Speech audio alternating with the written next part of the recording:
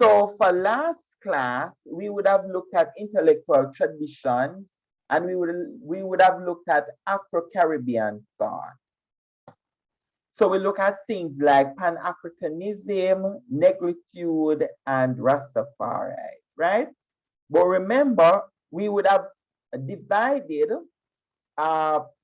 intellectual traditions into different parts. So we look at Afro-Caribbean. Well, we talk about Afro-Caribbean thought. So for today's class, we want to look at the economic and political thought. There are other different thoughts like the Indo-Caribbean, the feminist, and the indigenous perspective. So for today's class, we're going to look at the economic and political thought. And three of the different thoughts under the category of economic and political are things that maybe you're familiar with, like industrialization by invitation, Marxism/socialism, and the dependency theory. Now let us look at industrialization by invitation. And some of you might be aware of industrialization by invitation, right? So a St. Lucian scholar by the name of Sir Arthur Lewis, he was Vice Chancellor of the University of the West Indies. He lectured at several universities. His parents was actually from Antigua. So Antigua can also claim him. He lived in Jamaica for a number of years. In fact, he would have spent most of his academic life in Jamaica, especially when he was Vice Chancellor of UWI. And he was very instrumental in establishing the Caribbean Development Bank, in which a group would have looked at in their presentation on regional integration. Now, a lot of people really do not know the genesis of industrialization by invitation. And I figured that based on when some people actually teach the topic, it was not an original thought by Sir Arthur Lewis. In fact, it was a model, economic model, that he would have borrowed from Puerto Rico, the Puerto Rican economic development policy that is called Operation Bootstrap. All right. So always remember that the model was something that was developed in Puerto Rico by, I think it was Louis Martin Monroe, something to that effect. He was the one he was leader of Puerto Rico during the period, and he came up in the 1950s, 1940s, 1950s, and he came up with a strategy in Puerto Rico that is called Operation Bootstrap.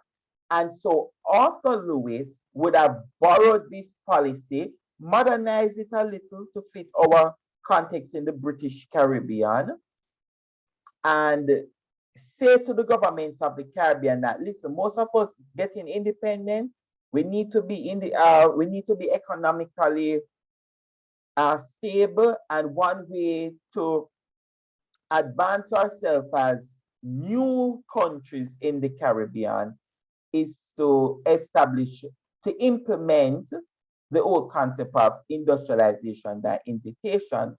Now remember that Puerto Rico is still a commonwealth of the United States. A nice way to put it, they say Commonwealth of the United States, but we know that they are a colony of the United States. However, what they did was that a part of the program of Operation Bootstrap is that US companies should come to Puerto Rico, establish businesses, and then by establishing businesses in Puerto Rico, then they export those back to the United States. So it would increase the manufacturing sector in Puerto Rico and provide jobs for Puerto Ricans. So that was the whole concept behind Operation Bootstrap. Now, what is industrialization by invitation? Very same thing as Operation Bootstrap, very similar in terms of the plan, is that it is an economic development strategy where foreign investors are invited into the Caribbean. And so once they come into the Caribbean, are to lure these foreign investors. What do we mean by foreign investors? People who are going to build hotels, people who are going to build businesses, people who are going to build roads, bridges, all of these different stuff. So investors are coming in to make a money. So you need to get those investors into your country. Now you need to ask yourself the question, you have over 200 and plus countries in the world. What am I going to do to ensure that investors come to my country and invest? Because one, if somebody come into my country and build a hotel, then people in my country is going to get job. If somebody come in and say build a road like what we have done in Jamaica by building, inviting the French, PJ Patterson would have invited the French to come to Jamaica to build roads. Part of Highway 2000, then Bruce Golding invited the Chinese in 2010. And what you have seen is that you invite investors into your country, and by building roads, they're going to get a portion of the money to build the roads. But guess what also, when it comes to building the roads, people within your country are going to get jobs. And so the governments of the Caribbean recognized in the 1950s and 60s that one, they are not able to provide for their people in terms of employment. And so the best way to solve that high unemployment issue in the Caribbean is to lure investors into the Caribbean to build roads, hotels, restaurants, bring all the restaurants here, the manufacturing sector. So instead of producing the manufacturing tires, these are the different tires or different petroleum products in the United States, you bring it here. Just bring it here.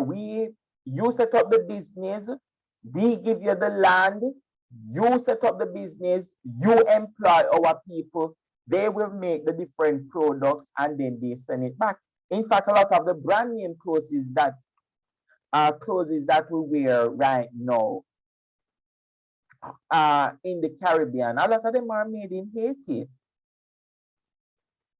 But you see on the tag, you see made in the United States. But they're actually made in Haiti. They have a lot of factories in Haiti where they make them in Haiti, and then after that, they transport them. In fact, while the call center is not, it could be considered part of industrialization, because we no longer use the concept industrialization by invitation. But it is the same strategy where instead of allowing Americans to do the job, work in the call center where you have to pay them at a higher rate, you bring them to the Caribbean, you set up those businesses in the Caribbean, call centers, and Caribbean people will work at very lower rate, right? And so that was the concept behind it, because you're going to bring them in, lure them in by giving them incentives. So part of the incentives include they're not going to pay taxes. So tax holiday, that's what you call it, incentive. Some of the incentive tax holiday. They don't pay taxes like other businesses. Or you give them land. So some companies or factories receive land from the government, where the government say, here's a piece of land, build the business here, employ our people. And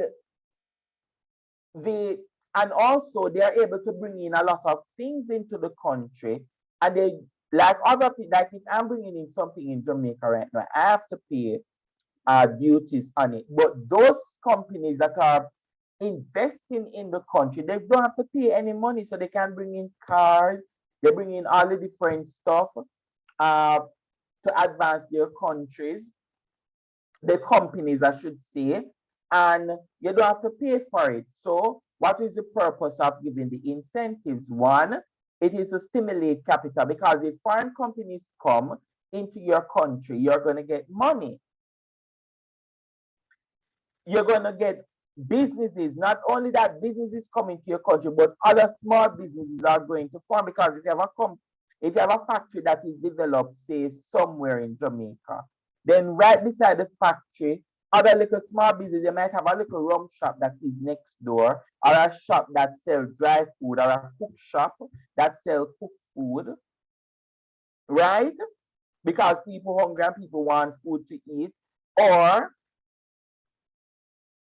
something that is along that line of business. So it's not only foreign businesses coming in, but also when you invite foreign investors, you also gonna have some small businesses that is so attached to those large businesses that are coming in, that is going to drive development in our Caribbean society. Now, what were some of the reasons for industrialization by invitation? One, in the 1930s, we had a lot of labor rights in the Caribbean, from Antigua in the north, right down to St. Vincent and the Grenadines, Barbados, Jamaica.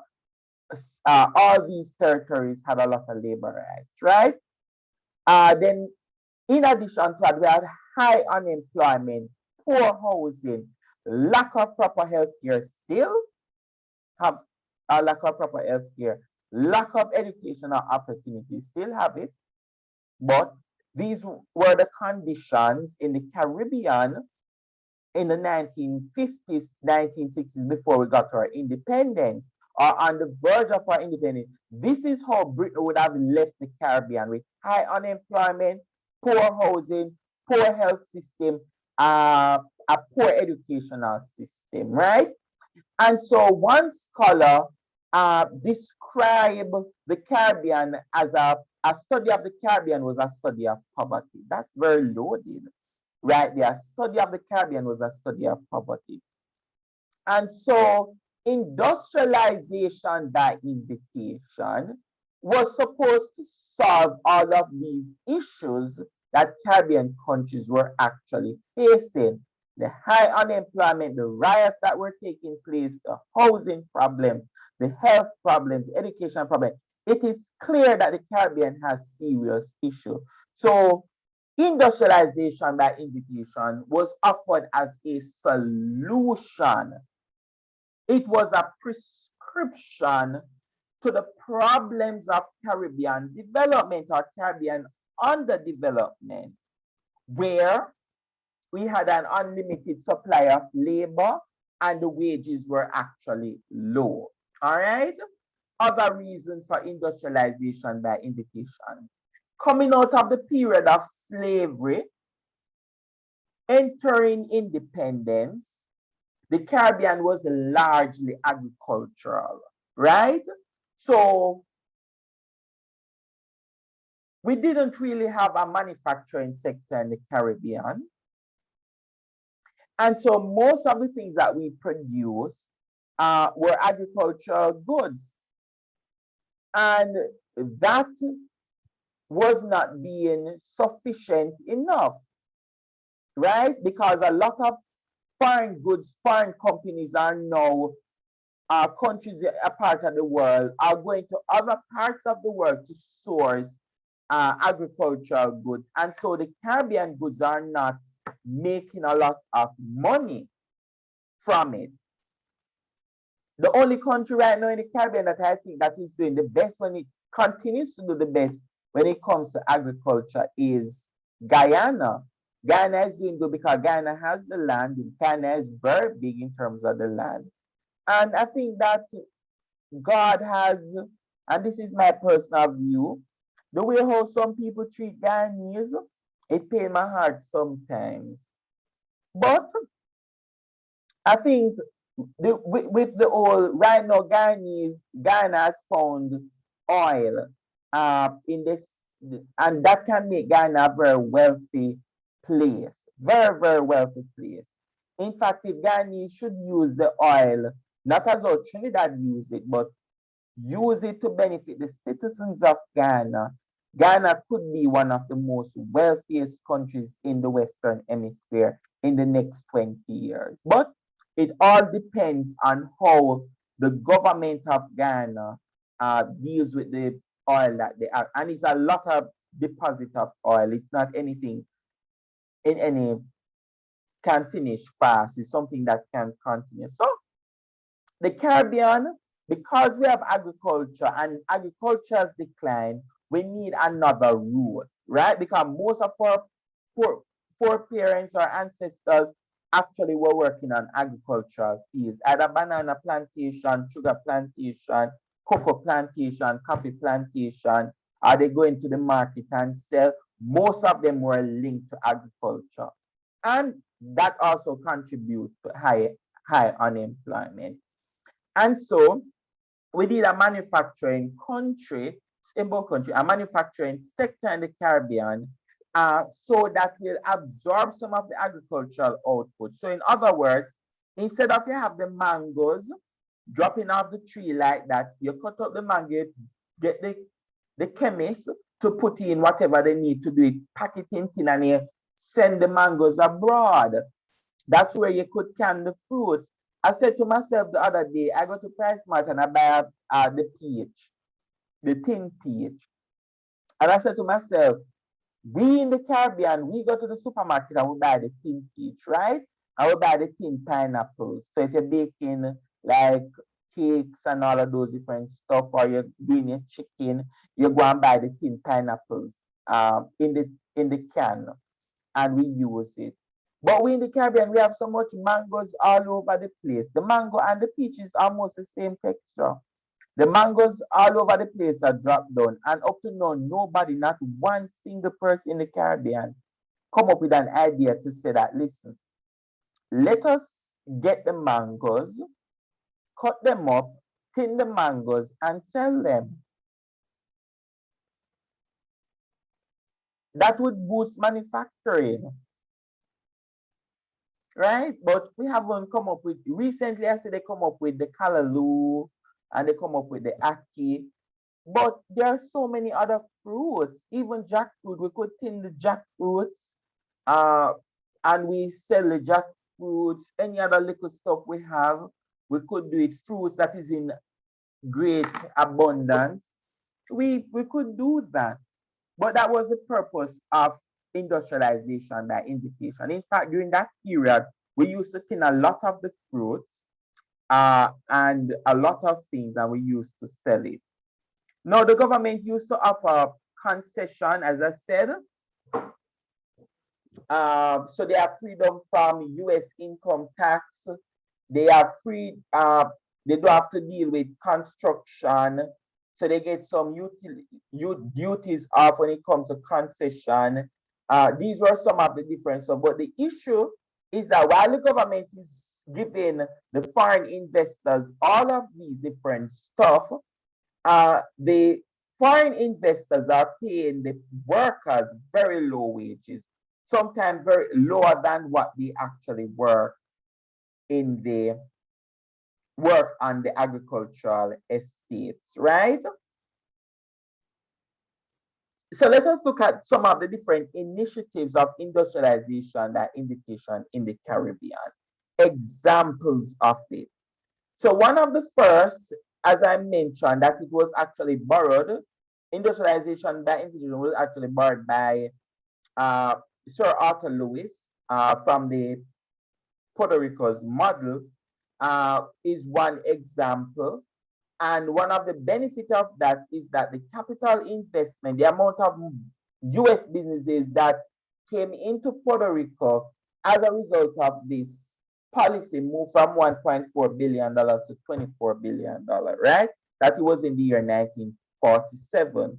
Now in Trinidad, what they did is that in the 1950s, Trinidad found oil. Like Guyana, right now Guyana now discovering oil. Trinidad found their oil from the 1950s, and there's a lot of different stuff. It was very expensive when it comes to in terms of mining to get the oil or drilling to get the oil. And so what Trinidad did was that they invited foreign investors from the United States to mine, uh, drill, and to extract the oil from the different parts of Trinidad, right? And so that was a form of industrialization by invitation, where Trinidad invited foreign investors to control their oil industry. Now, Barbados came up with, in the 1950s, another policy where they invited investors in, and that was called Operation Beehive. And so a lot of factories were actually established in Barbados during this period. And the factories were, they used to make clothes for very large companies, large companies, brand name companies in the United States and the UK. And so they make the clothes in Barbados, they send it out to the different parts of the world. But when you see a clothes that is made in Barbados, they're not going to say made in Barbados. It is going to say made in this country, the US, are made in this country, whatever. But that was another way in which Barbadian government in the 1950s, through the program of Operation Beehive, tried to improve the the the job market there so people could get jobs. We in Jamaica, we did the very same thing in the 1950s. In fact, we discovered bauxite around the 1940s.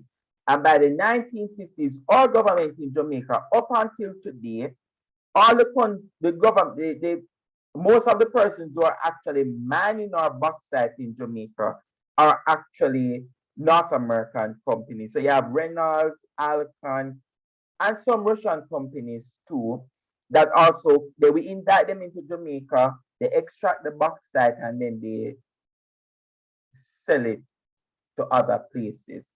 Now, what are some of the advantages of industrialization by invitation? One is that we're going to get investment, or we received investment, because it is something that happened in the past, right? Fuel, the cost for fuel actually declined in places like Trinidad. Unemployment situation in countries like Barbados got a little better because more people were actually employed in the factories. A lot of export, and so if we export, we get foreign exchange from the export. So in Trinidad, they send out a lot of their bauxite. Barbados send out clothes, bauxite. Trinidad send out the oil. Jamaica the bauxite. The clothing sector in Barbados, and also we in Jamaica, is not only the bauxite alone that industrialization by invitation program was used, but we also invited companies. So Goodyear Tire was actually here in St. Thomas. Different petroleum companies used to come here and make petroleum. We invited like restaurants like KFC and Burger King, those restaurants to come to Jamaica.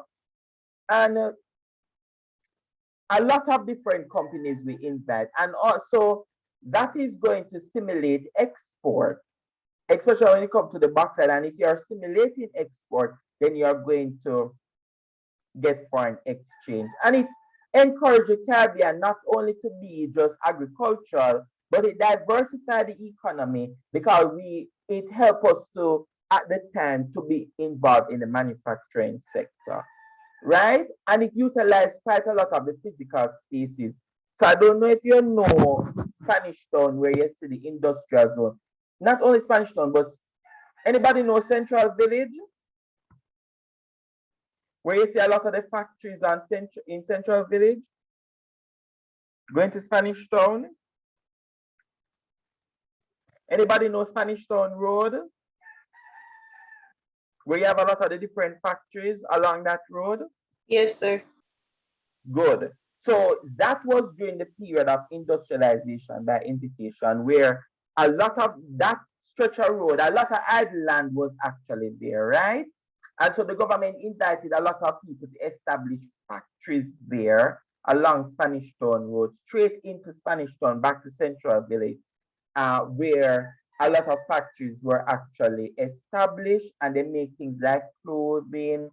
Some of them, a lot of the different plastic things that we have, like the bath pan, the plastic cups, the plastic plates, some glass items we used to make in Jamaica, uh, and all of these different stuff, right? So if we are going to send those to other parts of the world, then export is going to increase, and it did that.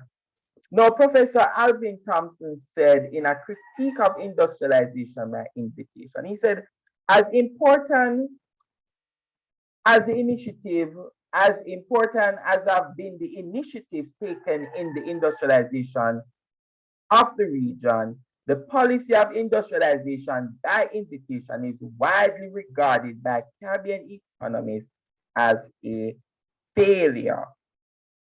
So a lot of economists say that it was a failure because, one, you have American controlling your bauxite company. How much money we're making from the bauxite? Little or nothing. Sometimes, so they come, they rape our bauxite, they take all the bauxite. Few little people get jobs in the bauxite company. Most of the persons working in the bauxite companies are foreign nationals. They don't make any money from it. The same thing for Trinidad oil industry. They take the oil, they give Trinidad a portion of the money, but they don't make a lot of money from it. Same thing with the box, the clothing sector, and all of these different stuff.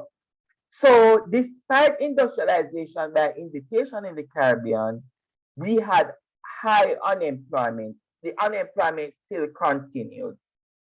The people, they had poor working conditions. Poor working condition actually worsening something because some of these white workers felt that they were paying you, giving you a lot of things, so they never used to treat the workers good. Go ahead for me, Shirley.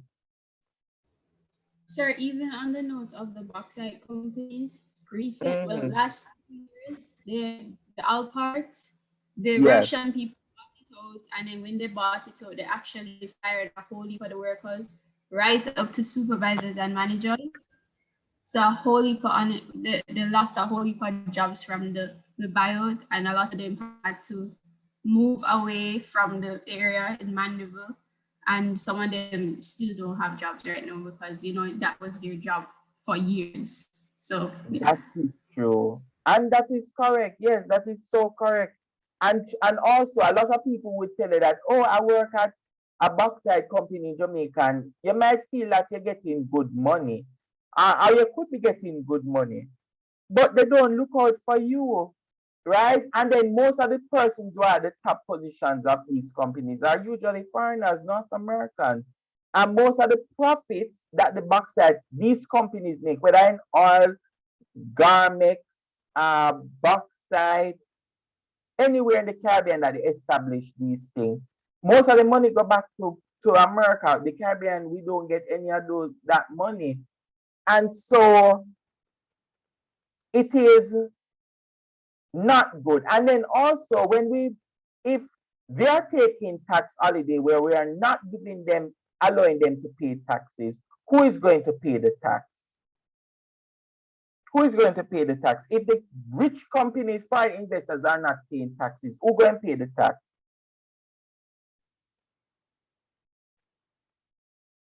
Who is going to pay the they? The citizens? The citizens. So that's one of the reasons why we have high taxation in the Caribbean, because foreign investors, they don't pay anything. Right now, if they want a hotel to come in the Caribbean, they tell them don't pay any tax and they come in. So they bring in all the fruits, all the vegetables. They bring in yam, banana, tomato, potato, all of these they bring in tax-free. They don't pay anything. But you have people in Jamaica selling, growing potato, pumpkin, yam, and they have nobody to sell it to, and the hotels buy it from the bringing all of them tax-free. So I don't know what type of Caribbean that we are creating, but it's not a good Caribbean. The next thing, ladies, is that another thought, economic and political thought, is Marxism, that is linked directly to socialism. And Karl Marx criticized the whole concept of capitalism, how the world is structured, right? This free market competitive space. And so Karl Marx, this is what he said. He said this economic theory supports the principle that the struggle between social classes is a determining factor in economics, and that there should eventually be a classless society. So Karl Marx said that the societies should actually be classless, but it's a process. It is a process, right? Let us look at some of the ideologies, ideas that came out of his book, the Communist Manifesto. They said that all societies are made up of social classes, right? And there are two main classes. You have the bourgeoisie and the proletariat. These classes are always in conflict, and for the proletariat to own the means of production, they must rebel against the bourgeoisie. And so he also advocates for class consciousness, that each of us need to have a class consciousness. We need to conscious of our class. A lot of people don't conscious of the class that they're in. And by having a class consciousness, that is the proletariat, then you are able to overcome the bourgeoisie. And so he basically was advocating for a classless society. There are several different versions of Marxism and communism that has been practiced in the Caribbean. You have Jamaica, Grenada, Suriname, Cuba, Guyana. All of these territories have practiced some form of Marxism, socialism, whether it's Cuba, which still continues to deal with it. Jamaica practiced democratic socialism, Grenada under Maurice Bishop, Ghana under Forbes Burnham and Chedi Jagan. They also would have practiced some form of socialism there. And the socialist policies basically include free health care, free education, creating a welfare state. But the truth and in fact is that the United States, they really don't like the word socialism. Right now, a lot of them talking about democratic socialism, like with a man named Bernie Sanders, referring to himself as a democratic socialist. They believe that you should have election, but the society should have free healthcare, free education, a welfare system to help the poorest in the society. Jamaica practiced it. Democratic socialism, you still had election. Grenada didn't have election during their practice of socialism. Cuba had election, but they did not accept an outside party, so it was like a one-party state.